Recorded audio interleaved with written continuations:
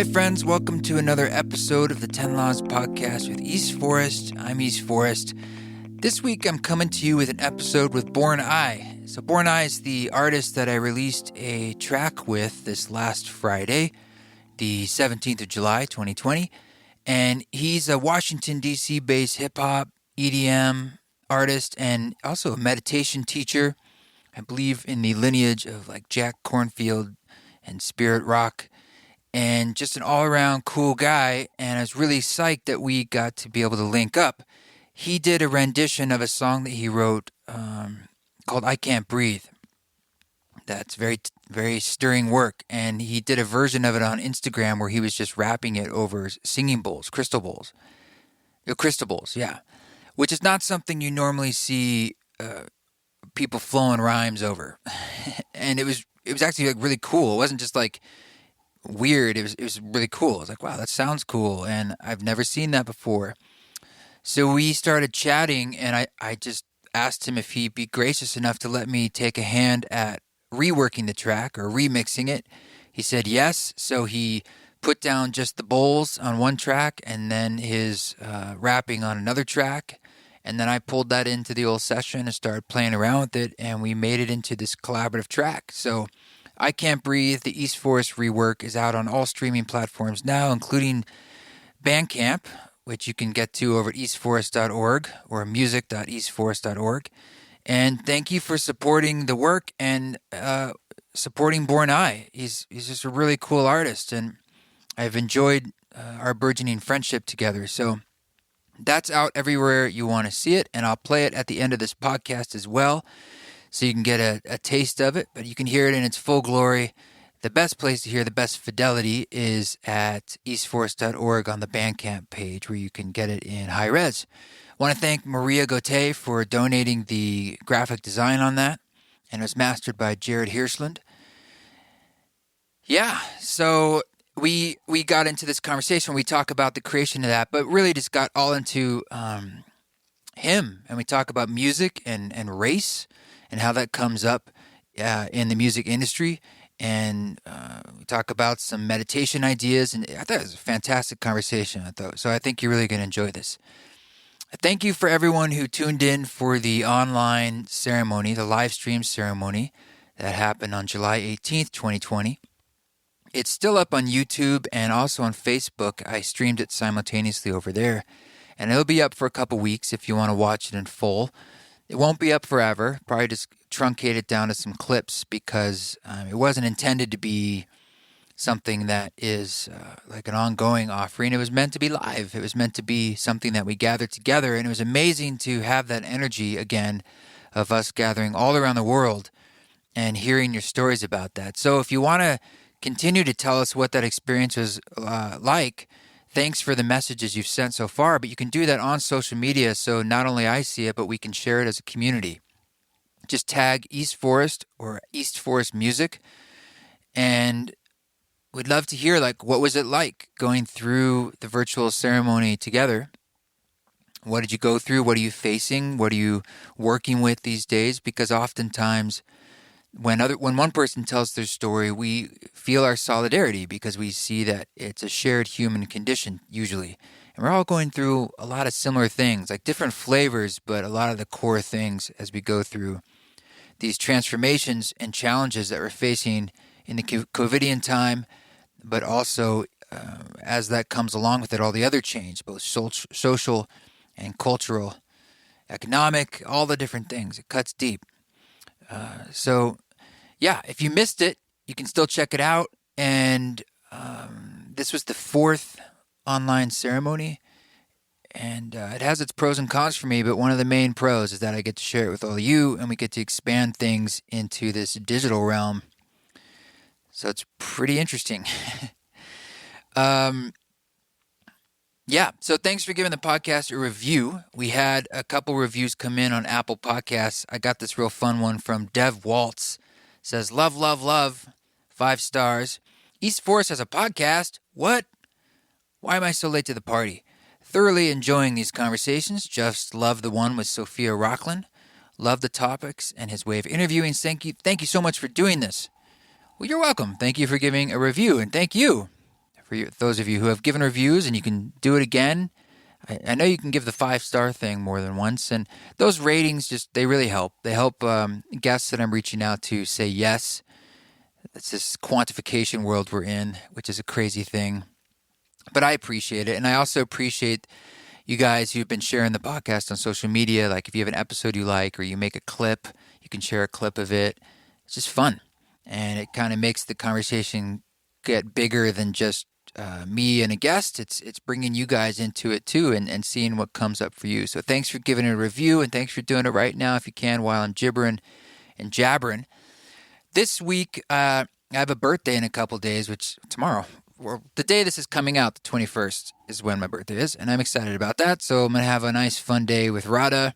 It's always hot on my birthday since I've been a kid, and it's going to be a hot one here. We're in Boise, Idaho at the moment. So I think we're going to get down to the river and down to the water and do some other fun things. But I've also been doing, now you can fast forward if you want to skip to the interview with Bornai, but I want to tell you about an experience I had recently in a ketamine therapy group. It's totally legal ketamine therapy. Rada has started leading group ketamine therapy, which is a new thing. There's a ketamine clinic called the Boise Ketamine Clinic, which is something that's popping up in a lot of cities, various forms of ketamine, particularly as a form to help mitigate treatment-resistant depression, anxiety, and other situations that people are facing. And she started working with the woman who's running this, Nicole, and she's running like these group sessions. So we're doing them with masks and staying apart, and we've got the window open and the fan blowing air out the window, all the things we can do. And the first 2 sessions were pretty mellow for me, and then the third session, I'm not really sure why, but I had an incredibly profound and deep experience, and it was sort of like it was like my mind or my thinking consciousness. Let's call that like the top of the ocean, the surface, where the storms are, and where we run the boats, and where we drop poles into the water and do all the things we do in life. And as the experience deepened, I was going down, and that layer was always still there of like my thinking consciousness and my identity. But the deeper I got, the more I started dropping into sort of what I was describing as the I am consciousness. I am, and just sort of source beingness. And it was a very, very comforting place. It's a psychedelic place, but technically ketamine's not a psychedelic. It's, I believe, more than analgesic, dissociative. But I bring this up because I had this notion that kind of came to me in that space, that it feels like we're being birthed by God or the universe or source. We're being birthed. And when I had that idea of almost like it's motherly, it's like we're being midwifed into a new being. Now, not just as individuals, but also all of humanity. And when I had that notion, we've used the birth metaphor before to talk about what's happening, how it's bloody and violent and dark and you don't know what's happening, but out of it comes new life. But to remember the fact that there's a mother involved, and that motherly energy of sort of holding you and helping you and midwifing that process. And if you are being birthed from God or the universe, you can't be outside of it. It's sort of these circles within circles within circles, but it's sort of, the lens of a baby, or the lens of new life, the tenderness of that, and the process of that, and the birthing process. When you think about it on a societal, the whole civilization scale, it's crazy, but it was comforting. And so when I was in that space, I was sort of sensing that momentum and that occurring now. And it was just something that came up, and I wanted to share it with you as an analogy, as something for you to sit with and just take it or leave it.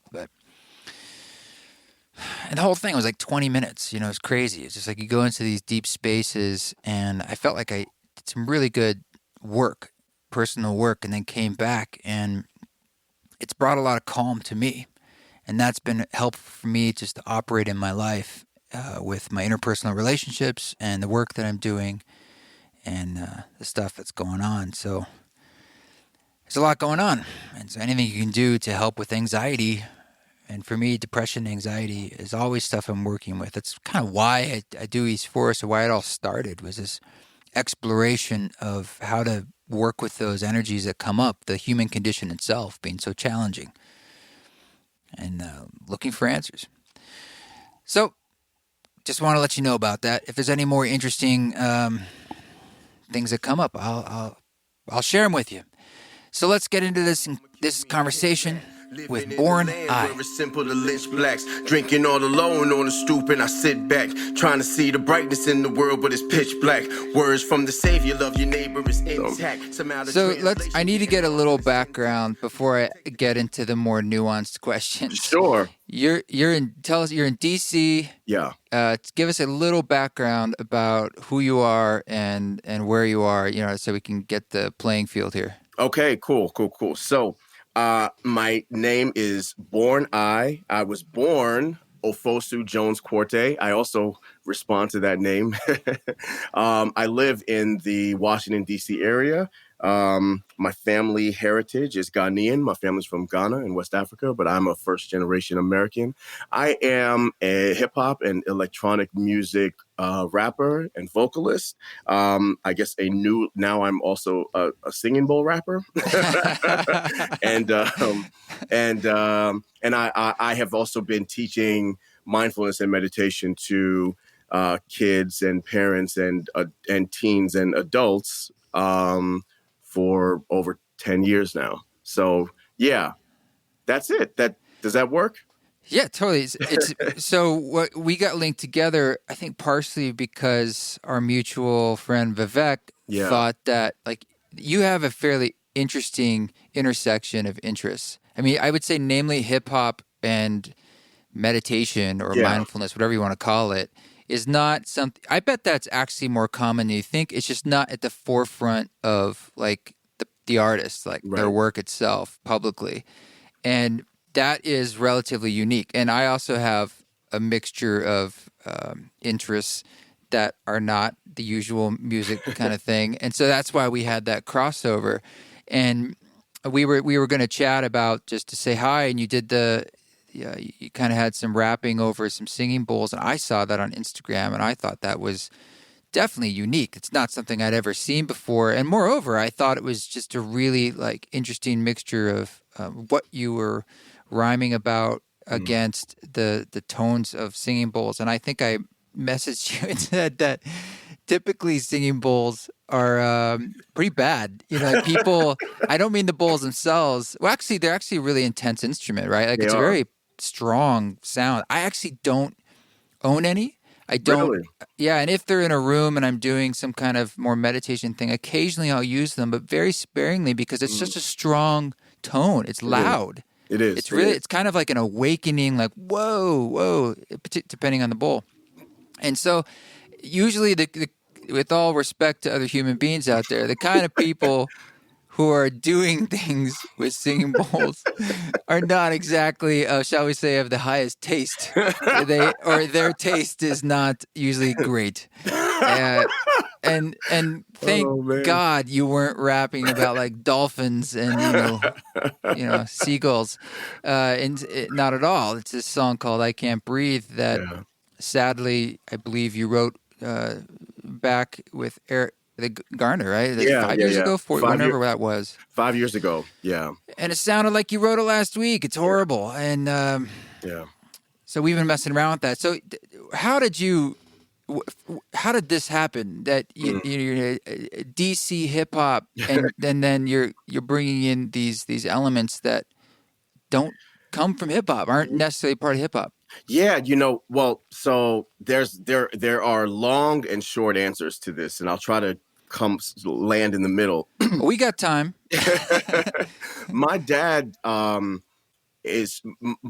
my parents are who I credit with giving me this sort of unique approach to music and to life. My dad was and is such an avid fan of music and of multiple genres of music.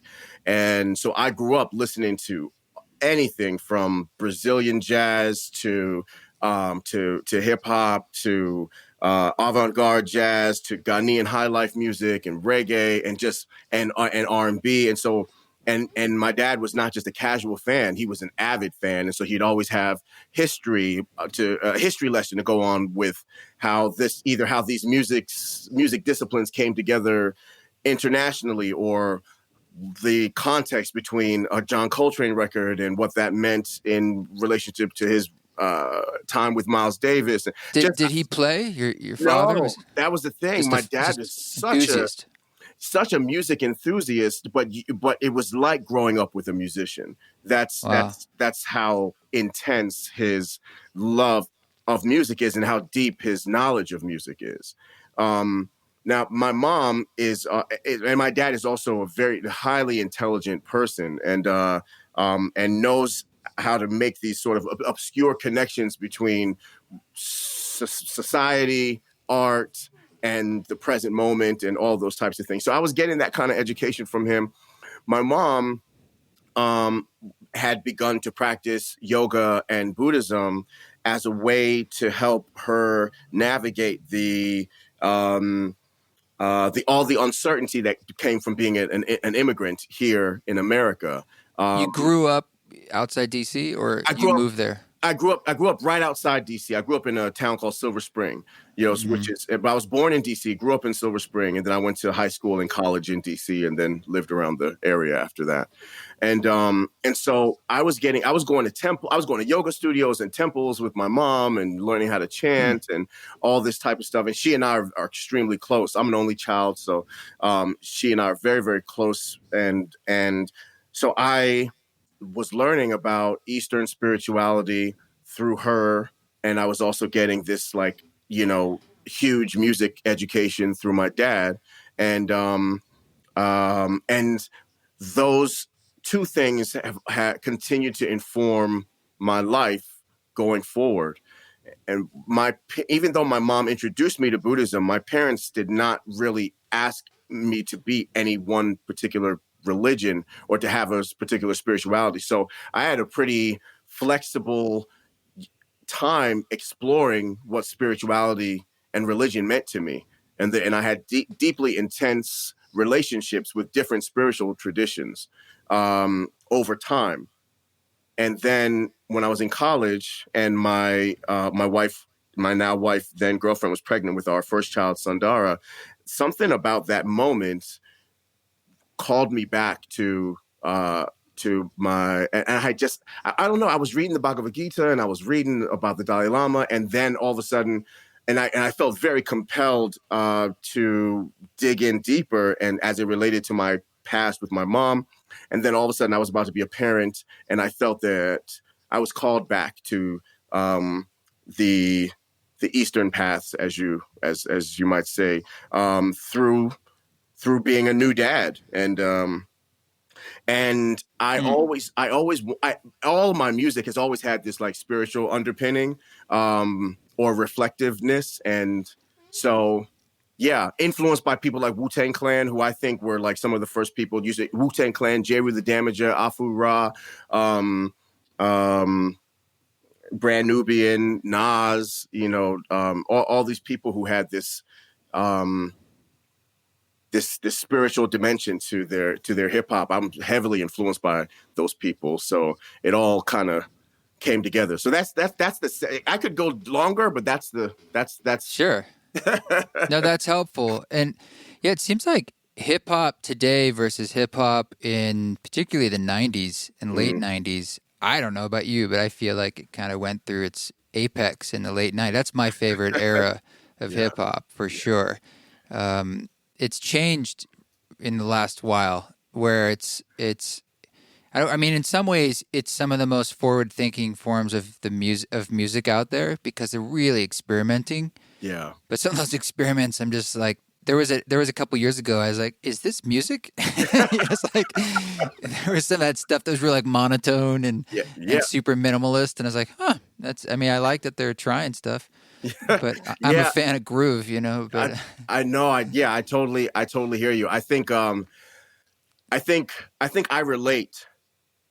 You know what's funny is that I relate more to the '90s expression of hip hop, but I kind of sonically enjoy hip hop today more.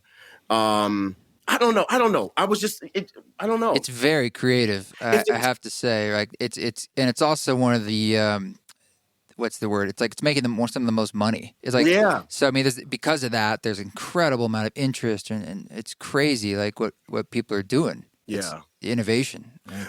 I think part of my drive, part of why my music intersects also at hip hop and electronic music is that I always wanted to. I started out rapping as a hip hop artist and drum and bass MC. So I've always done hip hop and electronic music together. And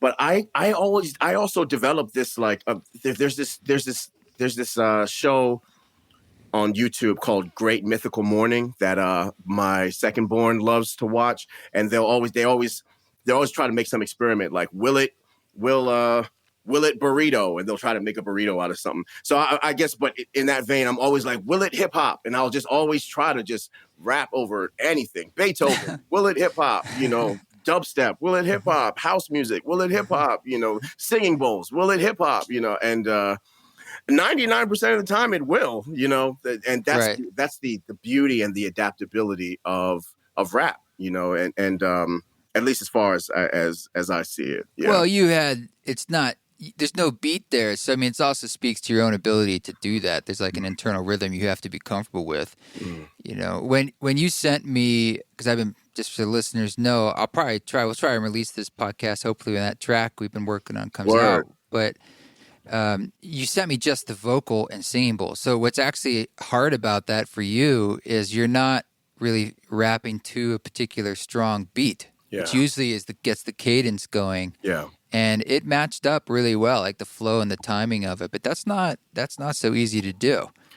Some people need the kind of, like, what kind of beat is it? Yeah. For instance, you had no idea.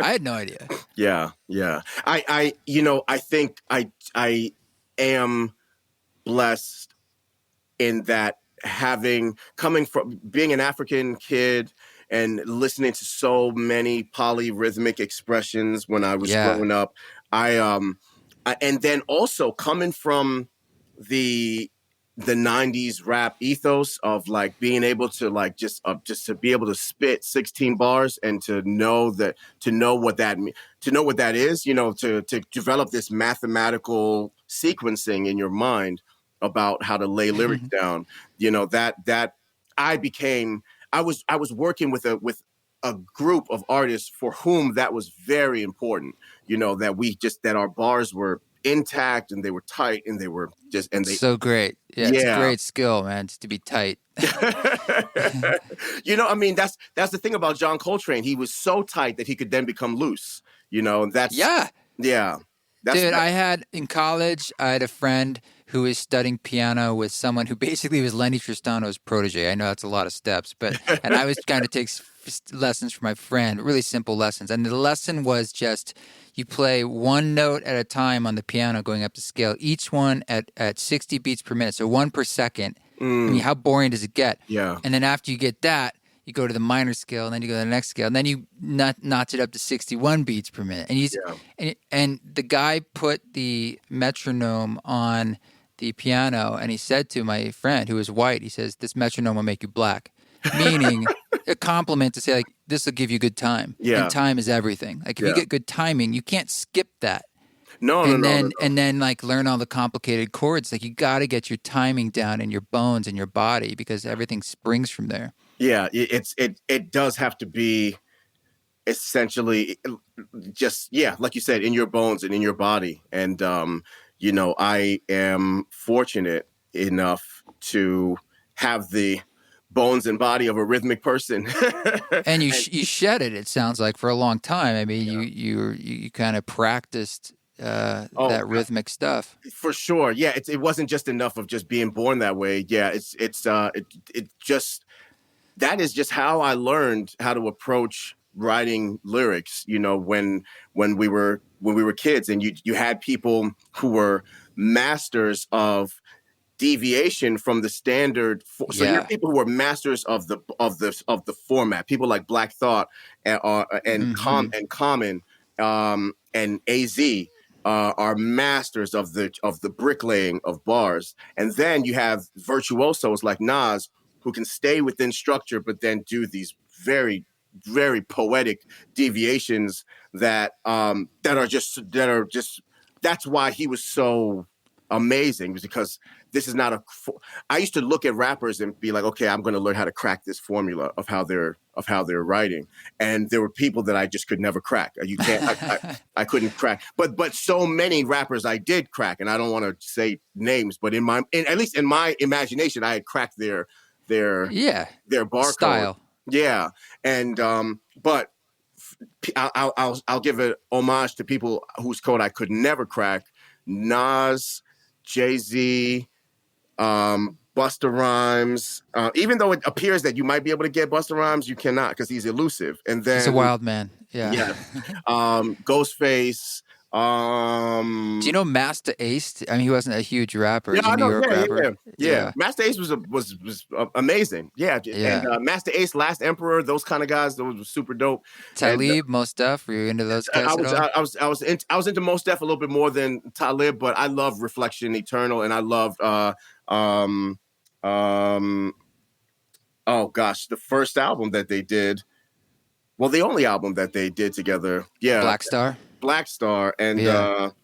and man, I must have knocked that Black Star Yeah, album. that's a great album. That's a great That's one of the album. most classic albums Yeah. ever. I think they're coming out to do another What one. about, Tribe, all that stuff? I mean, Yeah, yeah, yeah, so it's an amazing intersection and timing. I mean, it kind of is all about that with when you listen to a lot of those artists and like, but you also had if this thing going on with EDM and electronic music, and kind of combining it. It's funny because a lot of hip hop has been moving in that direction with like yeah, trap sounds, yeah. and it's kind of blurring genres. And then the funny thing is that country music has been picking up hip hop stuff. No.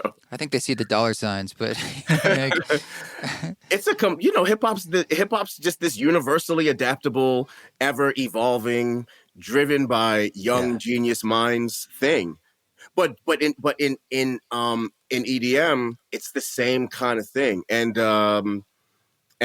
I always felt like these two genres, these two audiences need to be having more of a conversation with one another, because there's like a cultural disconnect, I think, in the EDM community and the hip hop community between one another. There's like this suspicion. At least there used to be, that yeah, they were just kind of suspicious of one another and one another's intentions. You're coming into, and I know I experienced that. Like veiled racism and general musical suspicion working in electronic music. Depending on which genre, you get more of it than the other. House music, as a rapper, they're like, please stay the fuck over there. Even though I've made some amazing house records, but I don't think they feel that way about me anymore. I think I've proven myself, but still, I mean, the looks and the microaggressions and the funny shit that people say and do. And then, in hip hop also, you just have some of my hip hop contemporaries that are just like, I'm just not trying to hear any of that boop de doop doop doop shit, and like, and and none of that, and that does not. It's like it doesn't count when I do EDM, and some of my colleagues and friends on the hip hop side hear it. It doesn't count to them. Even my bars could be amazing. And also, it's just like, okay, that's just something that you did over there. Give me I need this concept. And but similarly, you're blurring the two a lot of I'm the time. So what yeah, happens yeah. then? I mean, if is neither camp being pleased, or they? I I think that it's a long game that I've been playing where it's Hmm. like I've just been wanting to demonstrate that these worlds are not mutually exclusive and that we can blur the lines for a greater musical conversation and a greater cultural effect. And I think people are seeing that more now. So, um, I think it's easier to blur the lines now than it even was 2-3 years ago, where it was just like, this has to be dubstep. This has to be. I think now you're getting dubstep. You're getting little micro dubstep moments. Now, Jay-Z and Kanye were doing this dub hop stuff on Watch the Throne, but I think it kind of went over people's heads but you're starting to see, these intersecting trends. So I feel good. I feel like I'm in a good spot with it, So tell me more about some of the things you said you experienced. You called it micro racism when you were trying to break into these other genres, probably particularly, I mean, the house scene, the electronic scene. You go to these festivals. Actually, even really the wellness scene is largely white. Yeah. And there's a class divide, in there too, typically, because in order to be out spending money on retreats and stuff, you probably have to have some extra money and time. And that's a deeper conversation that I'm curious about your experience with, because I think it's a conversation that isn't had much, or there isn't much insight into what that's like. Yeah, in the wellness, in both spaces, in the wellness space and in the sort of pioneering space of being not just like a marginalized add-on to a song, but a real part of different musical cultures. Yeah, I definitely have had my fair share of. See, the thing about a microaggression is that it can come in the form of just this felt sense that you're not welcome, and it can also come in the form of people actually making you feel not welcome, or you step into the booth and then the DJ or and the promoter are looking at you like, oh, shouldn't you be like hanging my coat or some shit? Like, no, motherfucker, I'm the headliner. And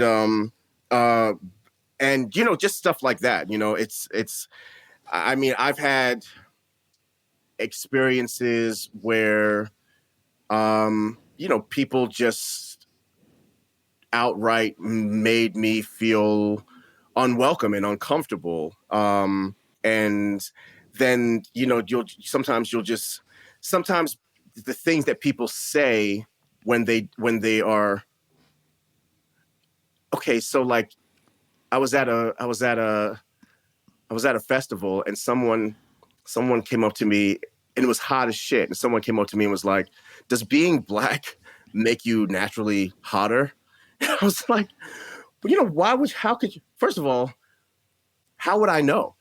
How would I know any fucking different? Right. Secondly, what the fuck kind of thing is that to ask a person? And that's just stupid. It's just the dumbest shit. But it's like you would be surprised the level of comfort people have saying racially insensitive shit once they put like some blow and Molly in their face and start drinking. I can definitely believe that scene is rife with stupidity. For sure. Self-importance. For sure, and and I'm not immune to stupidity and self-importance either. But as far as being on the receiving end of some bullshit, so flipping it to on the wellness side, I was teaching at a secular mindfulness studio here in Bethesda, which is a pretty white area, and I would always. It was something that I enjoyed sometimes, like just sitting in the corner and then people coming in for the first time. And there's like, okay, and then they're like, yep, this is your instructor, and just seeing the eyebrows raise. But sometimes people would but most of the time, folks would be like, oh, okay, wasn't expecting that, but let's give it a shot, but sometimes you would get some people who were visibly agitated, and and would make, would make funny comments like, are your tattoos a part of or just asking me about my appearance as it relates to me being a teacher and what I had on and just this like veiled, just like, I don't like you, I don't want you to be my teacher kind of stuff. The lack of, and then me trying to talk about that with the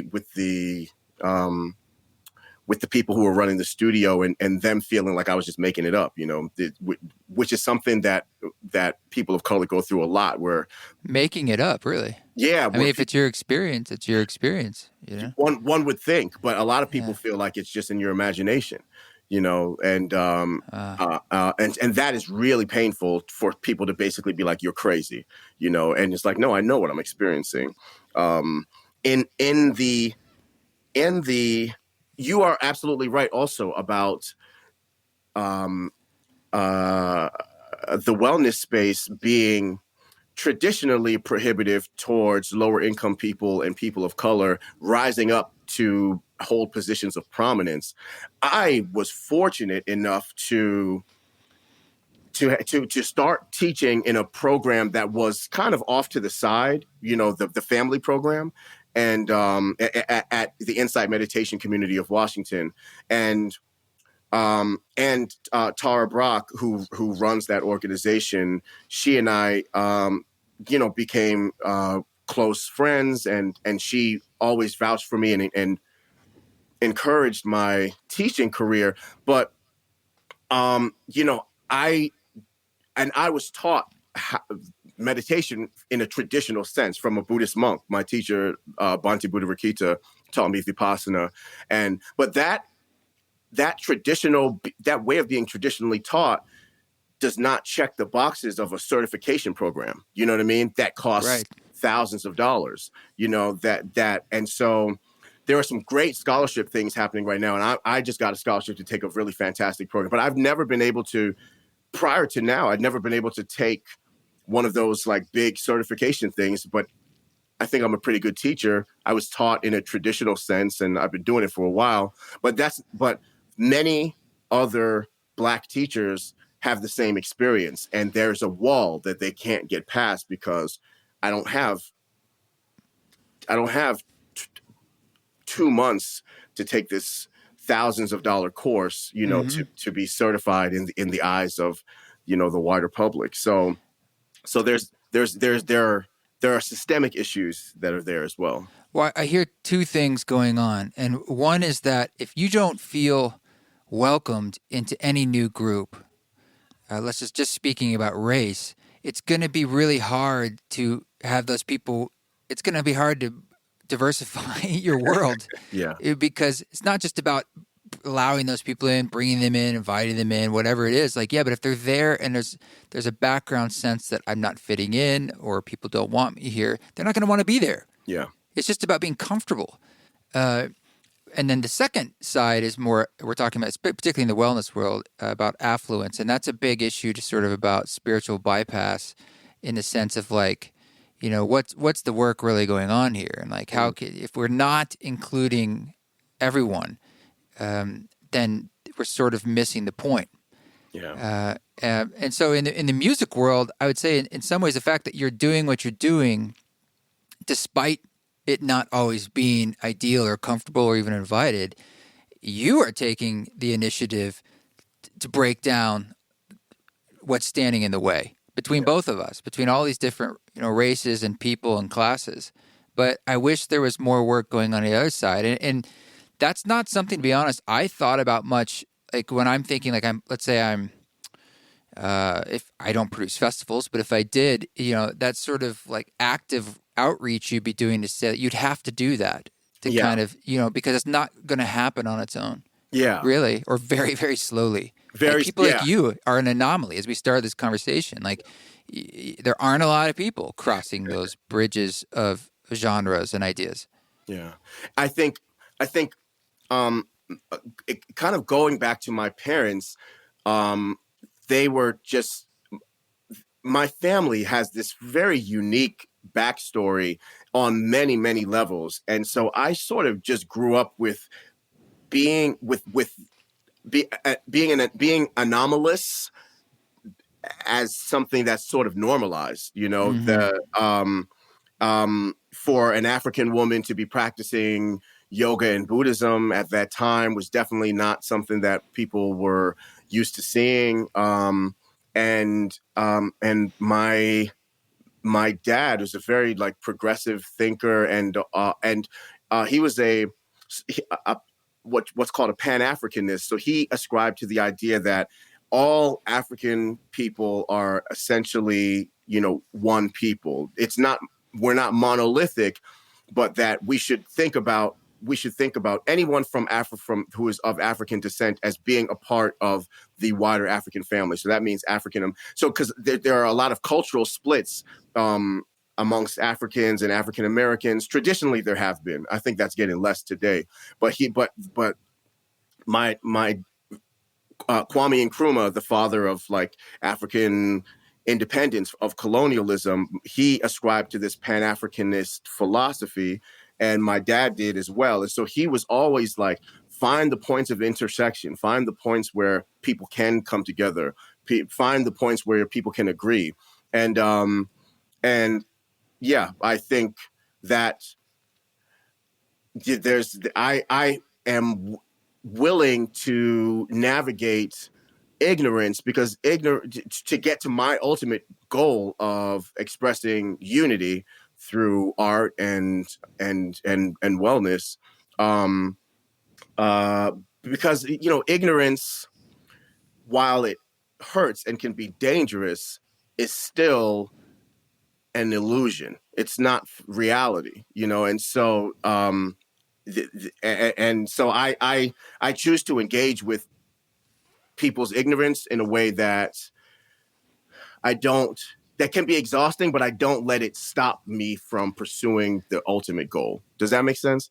I think this is a really important point, and I want you to speak more about this, because a lot of what's happening lately on social media with the Black Lives Matter movement is that there isn't much patience. The patience you're speaking that you have for what is quickly seen as a form of virtue signaling, which I understand. But at the same time, when you say like it's like it's an illusion, right? It is, right? Yeah. And these are these meta ideas, these meta spiritual ideas that are true.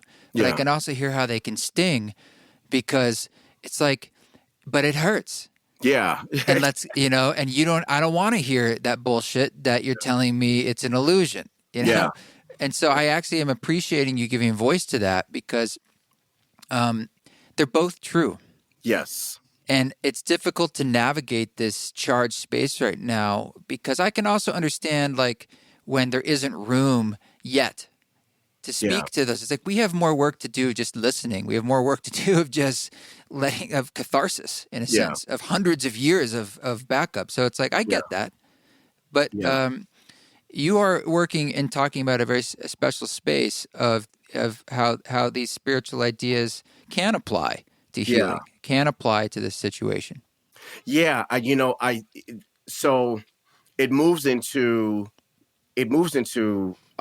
Buddhist philosophy for me, and different philosophies about the nature of self, and in Tibetan Buddhism, or specifically in the Madhyamaka school of Vajrayana Buddhism, you have this concept of the two truths. That you have the relative and the absolute, and that they are inseparable. And both experiences are entirely valid, but to be the truest expression of a living being, you have to find your way to the middle,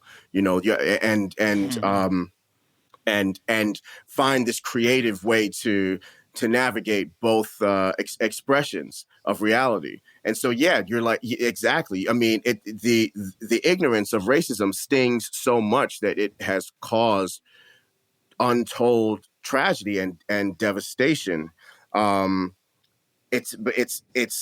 It also is not a fixed, immovable idea or concept that we have to engage with as if it is made of stone.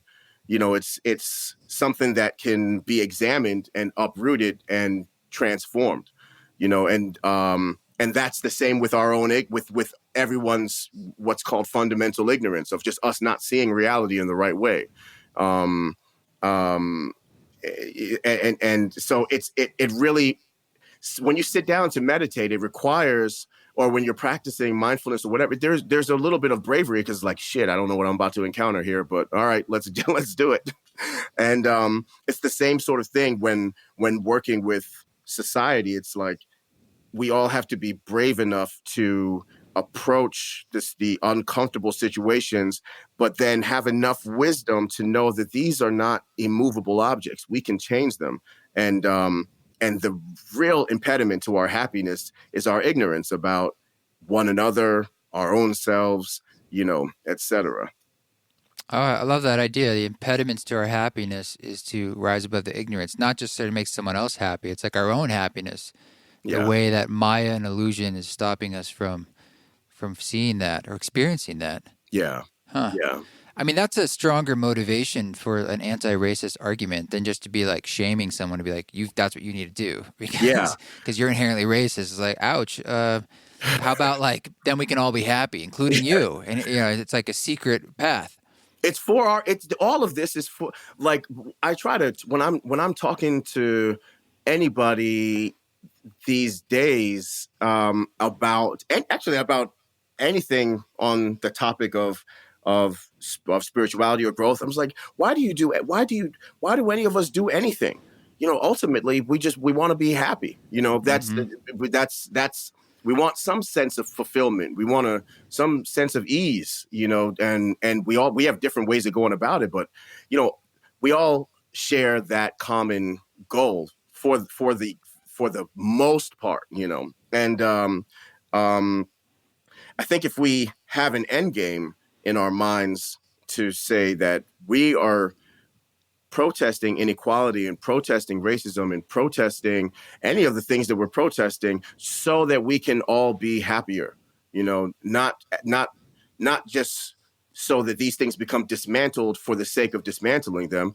I would love to feel easeful and peaceful and well wherever I go. Peace. Yeah. That's like such a powerful world. I mean, it seems that the process, if you look at it through the lens of, it's a therapeutic process, and therapeutic processes of grief and contain many emotions. Yeah. Anger being one of them, but we're moving through something that it cuts so deep that and in such complicated, pervasive ways through an entire society. Yeah. That, man, we shouldn't expect it to be an easy fix or an easy conversation, because we all have our own forms of ignorance. Yeah. And even me speaking about it is me saying, like, I don't know I don't. I think one thing that's important is our intent. Yeah. Where do I want to go with it? What am I trying to do? That's kind of where every journey starts from. I totally agree. And I think the three most honest words anyone could ever say, I would hope, are "I love you," but usually it's "I don't know." Mm-hmm. And that's I think that's how we make these significant steps towards creating a better world, is by saying, I don't know how to do it, and but then, like you say, I intend to be of better service to humanity, and then we take responsibility for how to educate ourselves in doing so. And we don't necessarily put the burden on others to educate us, but we just take stock of the situation, and we go, and I also think that the long play, going back to we're talking about music, there have been years where I felt like, man, did I fuck my career up by doing this deep exploration of electronic music? And I know that feeling. Yeah. By being too many things. Yeah. Yeah. And are the worlds that I operate in too diametrically opposed, for me to make any impact whatsoever? But I was like, man, these things, they matter to me, and I'm just going to keep at it. And then all of a sudden, it just starts to gel. It starts to make sense, and so being committed to playing the long game with any meaningful endeavor, I think is crucial. And so with this conversation that we're having about race and this action on it, I love the quick action items that we can make here, posts on social media, demonstrations, tearing down racist statues and making laws that can be made right now that can affect some change.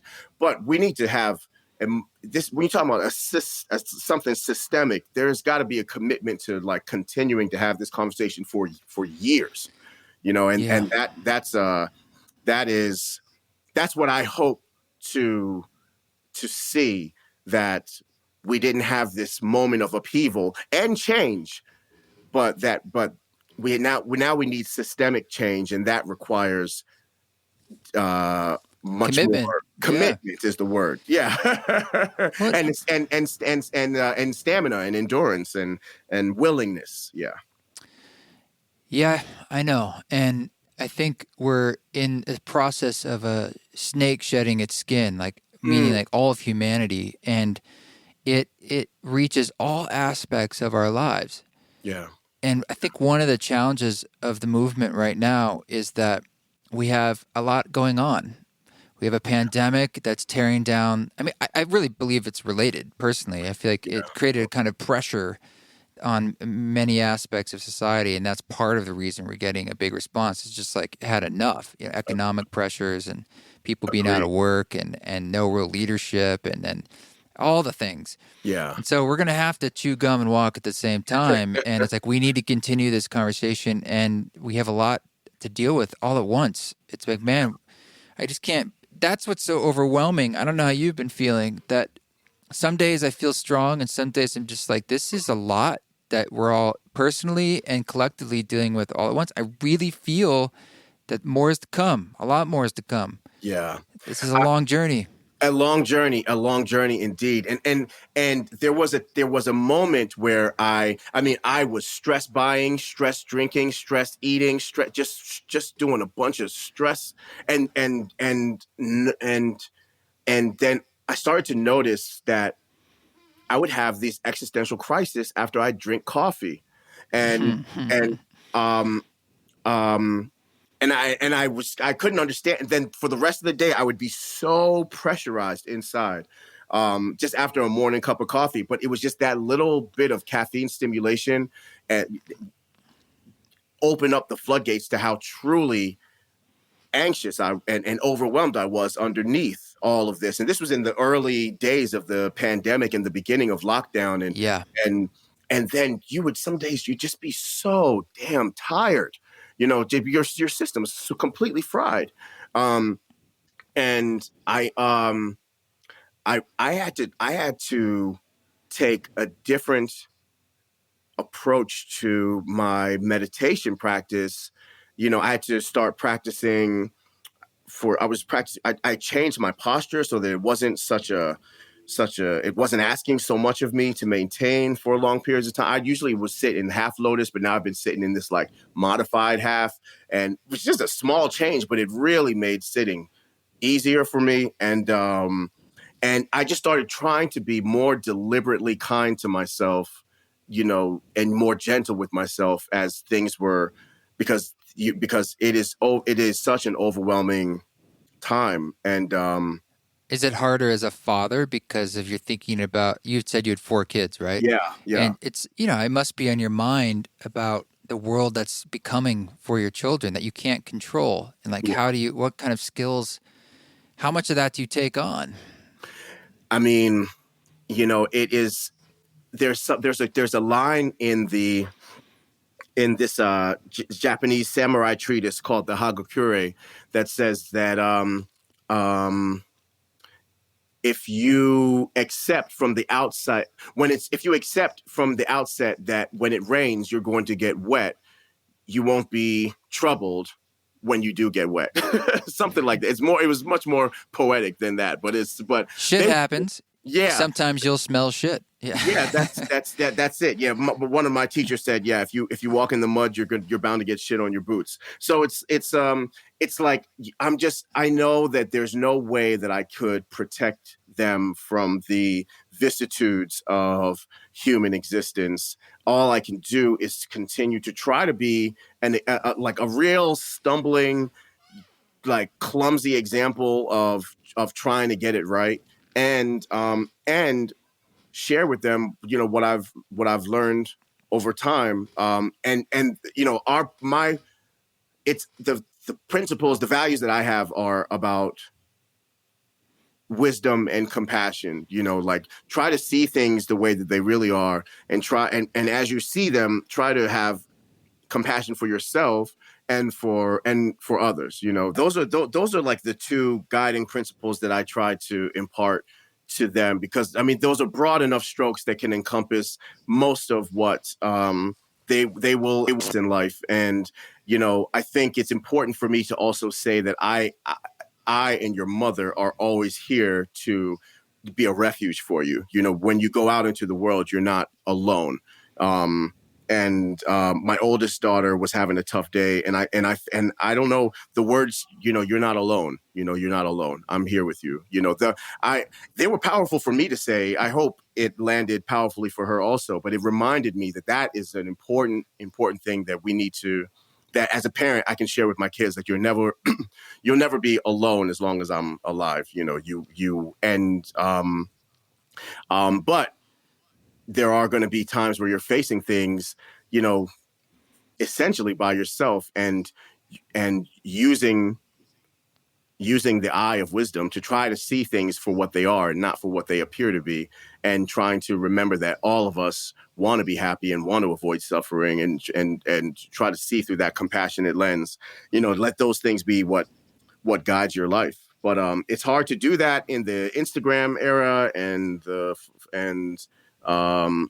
pandemic era, and just. But I mean, I don't think parenting has ever been easy, but it's especially challenging right now. Yeah. Well, especially when you have 4 kids. Yeah.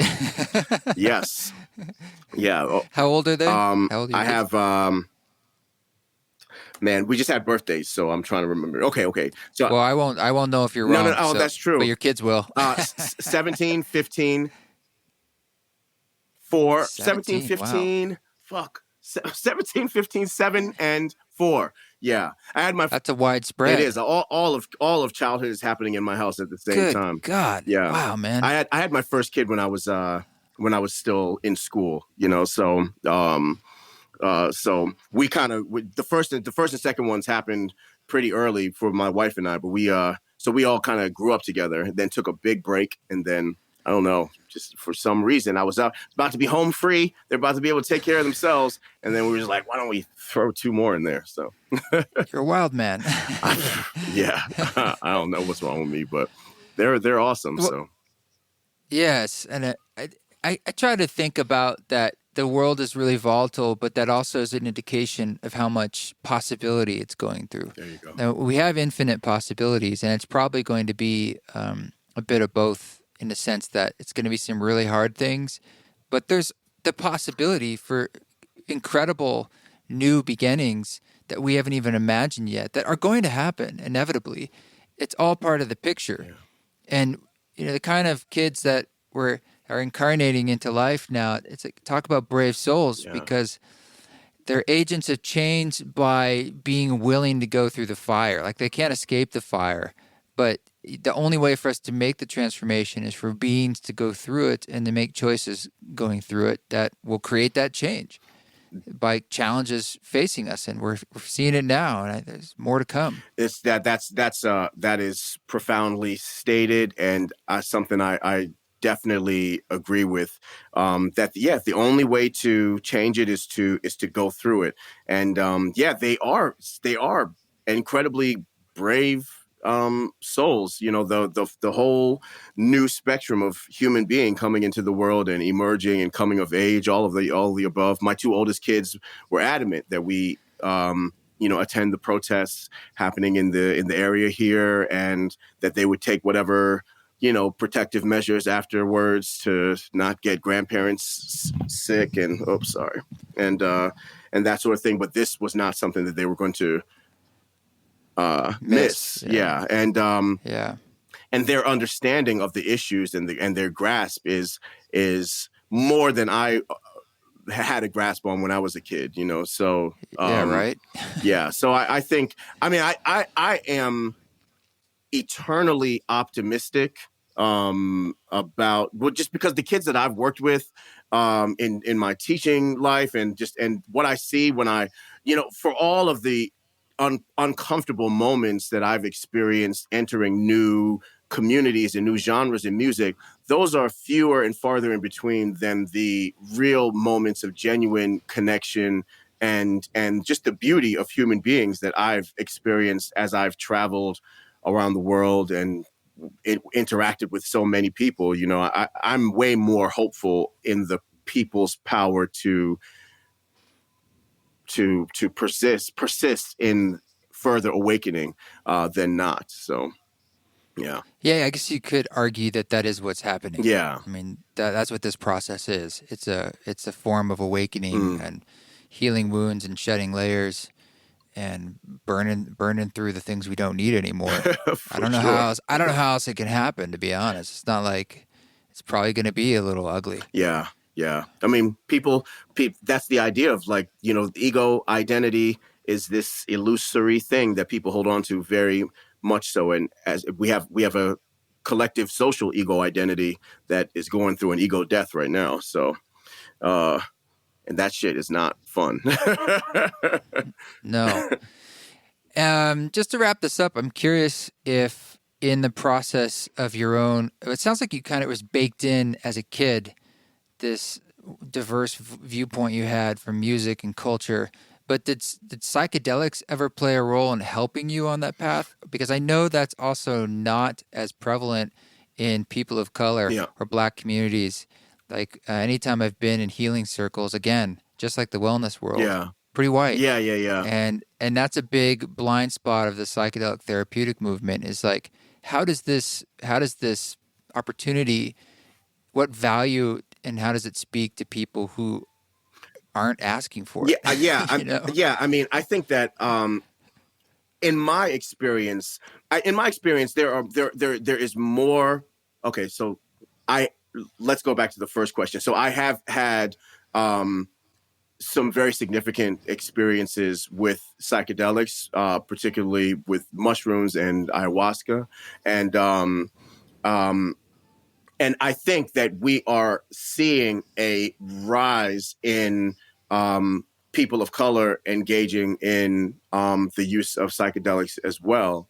And I think what it always has been is that people of color have always kind of still been doing the same things that white people have been doing, but just in spaces that are separate because they haven't necessarily felt welcome in predominantly white spaces.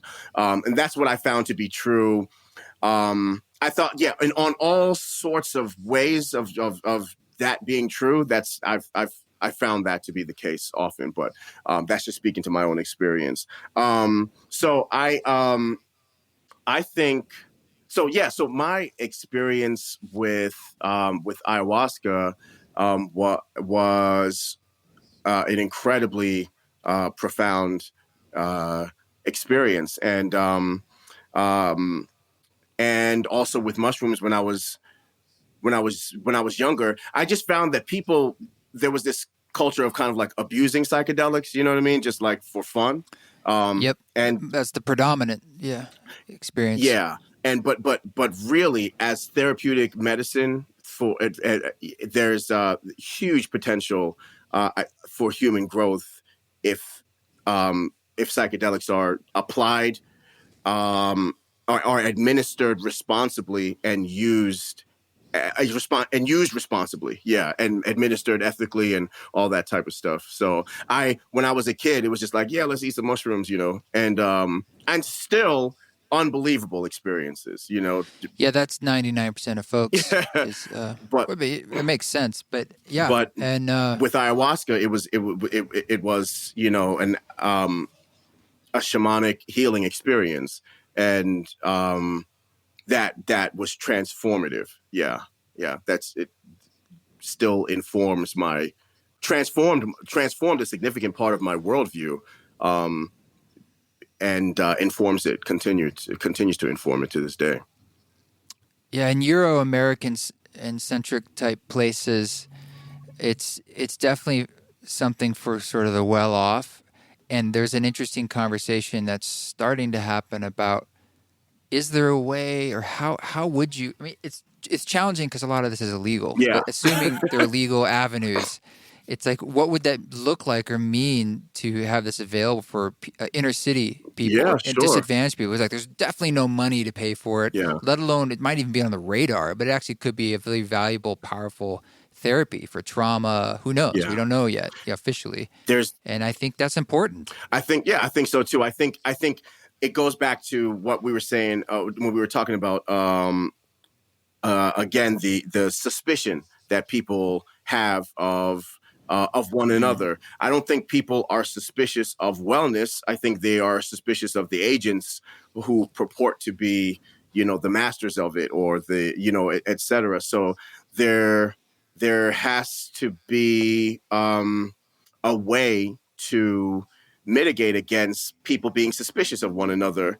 And I don't really know how to do that. But maybe there has to be leaders within the communities, ideally. Sure. So it's not coming from the outside. Sure. And I do see hints of that happening, and I'm listening. I am hearing rappers talking about chakras more, and rap and rappers talking about Kundalini awakening and talking about ayahuasca. I'm hearing that just popping up here and there, So I think that there's I think playing the long game on, I also, even though, at one point only the wealthy people had cell phones, now everyone does, because it's just it's a ubiquitous necessity, and I think probably at one point only the wealthy people had aspirin, and now every fucking buddy does, So I think, it's just, it usually the wealthy are the ones who create the infrastructure to and usually make these things the norm, over time. So used to be only rich people had the best weed. Now there's no such thing as bad weed anymore. So that sort of thing. I'm hopeful that more wellness options will be made available to the people who need it, over time. But it's not like it's just going to happen out of thin air. People have to advocate for it and speak up when they know the truth. Yeah. Well, I appreciate what you're doing to build bridges back and forth and the risks you're taking. Thanks, man. And as evidenced by just saying yes to letting me work with your own music, and look forward to continuing that. I just really appreciate this conversation. It just feels valuable to me. Yeah, likewise, man. And I appreciate the nascent friendship that we've got going here. And I think there are more intersections and more discussions to be had, both musically and personally. And I love what you're doing. I just want to the I Am Loving Awareness meditation that with a song with Ram Dass, that brought me to tears. I was sitting meditating with my wife, and I just love your music and what you stand for and your whole approach. So yeah, man, I'm looking forward to continuing. Yeah. Thank you. Cheers. Cheers, brother. Thank you, Born Eye, for joining us. I really enjoyed that. And please go check out the song that you are hearing in the background. This is Born Eye's I Can't Breathe, the East Forest Rework. And it's on all streaming platforms now. It's on his platform and mine, and he's wherever you want to find music. But I will put a link to him in the show notes. So always good to support. Thanks again for giving the podcast a review. It's easy to do. You can do it now. And thank you for everyone again who came to the ceremony concert online. More about that soon, but it'll be up for a few weeks. So you can still share it and see it on YouTube, youtube.com/East Forest Music. Wow, guys. Okay. There's a lot of words going on in the background, so I'm going to let you listen to them. You keep walking your walk. Don't take any shit, but if you do, just do it with grace. Klux Klan back again like the home squad. Feel like the away team, advantages, no odds. Some of us take a pill, some meditate and chill, coping with the pain that America hate us still. Some of us take a pill, some meditate and chill, coping with the pain that America hate us still. I can't breathe. I can't breathe. I can't breathe. Game of Thrones, it's the King's Landing. Giving hell where the winter fell, then we swing cannons. With every moment passing and all of my distractions, feeling like the life I live is haunted by assassins. Spend a dark night under the heavens, enough to utter the question: am I alone or am I under protection? The King's iron throne, I alone flying home. Make them down on chrome, black palace, white castle, to the sky I roam. Silent poems whispered in a samurai's dream. Granted I seem battered by the battles I've seen. This is born eye music for sages through the unusual ages. Now they never question who is the greatest. What is profit to a man who gain the world and lose his own soul? Fofo, when that chrome go, then it's closed door. Afterlife, there is the reincarnation. King without a crown on some Ichabod Crane shit. Swore that I would rep it, though the Sorosites confess it. They don't really want peace, they just polarize the message. But what's the message? All life is precious. My team will represent it until all eyes respect it. I can't breathe. I can't breathe.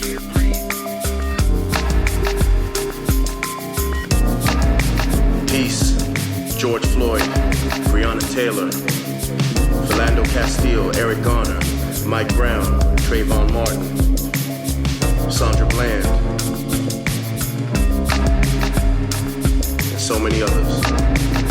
We love you. We breathe for you. Bless.